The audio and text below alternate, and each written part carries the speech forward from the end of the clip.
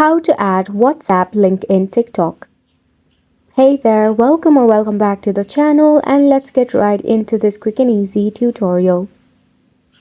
To add your WhatsApp link in your TikTok, head over and check out your WhatsApp application first and foremost. Then tap on the three dot icon at the top and navigate to Settings. Once you are in your settings, you can see the option of Invite a friend. Tap on the given option. Then select on Share Link. Tap on Copy so that you can successfully copy your WhatsApp link. Once you do so, navigate to TikTok app. Then tap on Profile icon that is in the bottom right. From here, you need to tap on Edit Profile. In here, you will see the link option. You can paste it on the website, but this will require you to create a business account. If you have a business account, you can surely create a business account.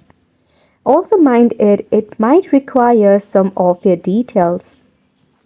Now, if you don't have the website option, what you can do next is you can just click on the bio option and you can paste your WhatsApp link right over here.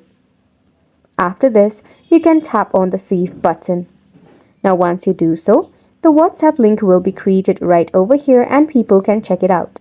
So this is how you can add the WhatsApp link in TikTok.